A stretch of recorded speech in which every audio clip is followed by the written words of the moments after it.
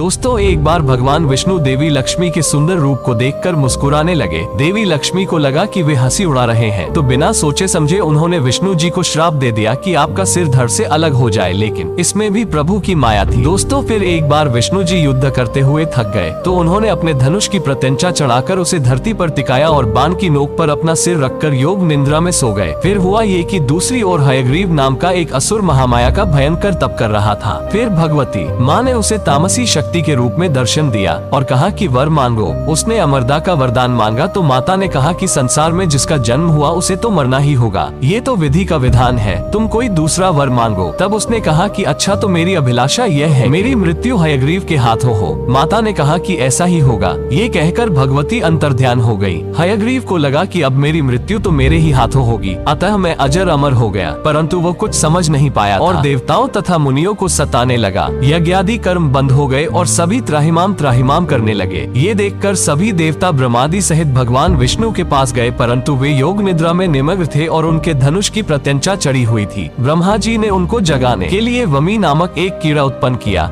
जिसने वो प्रत्यंचा काट दी। इससे भयंकर टंकार हुआ और भगवान विष्णु का मस्तक कटकर अदृश्य हो गया। ये देखकर सभी देवता दुखी हो गए और उन्होंने इस संकट के काल में माता भगवती महामाया की स्तुति की। भगवती प्रकट हुई। उन्होंने कहा कि चिंता मत करो। माता ने कहा ब्रह्मा जी एक घोड़े का मस्तक काटकर भगवान के धड़ से जोड़ दे, इससे भगवान का हयग्रीवावतार होगा। वे उसी रूप में दुष्ट हयग्रीव दैत्य का वध करेंगे। ऐसा कहकर भगवती अंतर्ध्यान हो गई। भगवती के कथनानुसार उसी क्षण ब्रह्मा जी ने एक घोड़े का मस्तक उतारकर भगवान के धड़ से जोड़ दिया। भगवती की माया से उसी क्षण भगवान विष्णु का हयग्रीव अवतार हो गया। फिर भगवान विष्णु अपने इसी अवतार में हयग्रीव नामक दैत्य से युद्ध करने पहुंच गए। अंत में भगवान के हाथों हयग्रीव की मृत्यु हुई। हयग्रीव को मारकर भगवान ने वेदों को ब्रह्मा जी को पुनः समर्पित कर दिया और देवताओं तथा मुनियों को संकट से मुक्ति दिलाई। वैसे दोस्तों आप भी भगवान हरि नारायण के भक्त हैं तो कमेंट सेक्शन में जय हरि नारायण लिखना ना भूले। Thank you for watching.